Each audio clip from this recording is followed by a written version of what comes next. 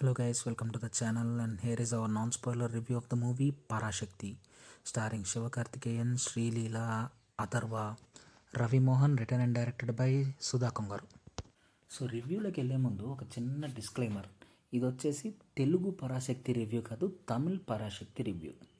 So coming to the story, ఇది 1964లో తమిళనాడులో central government Hindi impose చేయాలి అన్న డెసిషన్కి అపోజ్ చేస్తూ తమిళనాడులో అసలు ఏం జరిగింది, ఎలాంటి ఒక ప్రొటెస్ట్ జరిగింది, ఎలాంటి ఒక రెవల్యూషన్ వచ్చింది వీళ్ళందరూ కలిసి పోరాడి ఆ హిందీ ఇంపోజిషన్ని ఎలా ఆపారు అన్నదే ఈ cinema basic story line. So ఈ కథ వచ్చేసేసి ఒక ఫిక్షను, ఎవరో ఆలోచించి ఊహించుకుని రాసింది కాదు. This is the history of Tamil Nadu and Tamil language.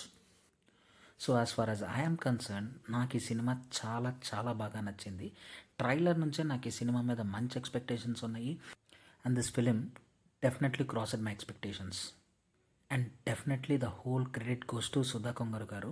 And ఆవిడ రైటింగ్ ఎలా ఉంటుంది అన్నది మనకు కొత్త ఏం కాదు, we have already seen her movies. ఆవిడ రైటింగ్ ఆవిడకున్న బిగ్గెస్ట్ అసెట్, అండ్ ఆ అసెట్ని ఈ సినిమాలో ఆవిడ కరెక్ట్గా మెటీరియలైజ్ చేశారు. And coming to actors performances, Sivakarthikeyan garu, we know his natural flow of acting, మన దగ్గర నాని గారు లాగా. And this marks his 25th movie. And ఆయన యాజ్ యాక్టింగ్ చాలా న్యాచురల్గా అలా చేసుకుంటూ వెళ్ళిపోయారు. It's good. Atharvaa and Sreeleela are decent in their roles. And Atharva గారు యాక్చువల్గా he surprised me with his acting skills in this movie. ఈ సినిమాలో అందరికన్నా నాకు పెద్ద సర్ప్రైజ్ ఇచ్చింది రవి మోహన్ సార్. ఎందుకంటే ఇందులో ఒక రూత్లెస్ విలన్ క్యారెక్టర్ని ఆయన ఎంత డీప్గా ఆయన చూపించారంటే, ఆయన క్యారెక్టర్, ఆయన యాక్టింగ్ ఏ మాత్రం కొంచెం అన్నా తేడా వచ్చుంటే మిగతా ఏ క్యారెక్టర్ సినిమాలో ఏ ఎమోషను మనకి పండేది కాదు. Coming to technical aspects, cinematography అదిరిపోయింది. మన డైరెక్ట్గా 1960sలోకి తీసుకెళ్ళిపోయారు.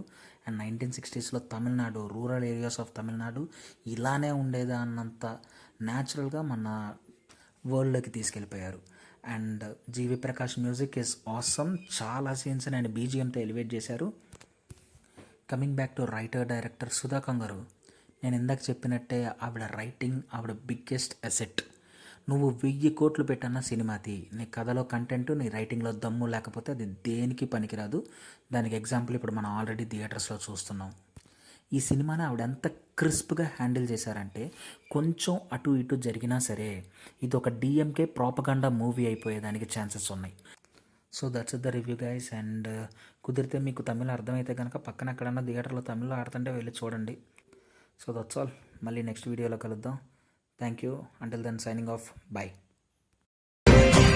ஆன்டி-நேஷனல் ஸ்கம் என் செந்தமிழை காக்க பெரும் சேனை ஒன்று உண்டு.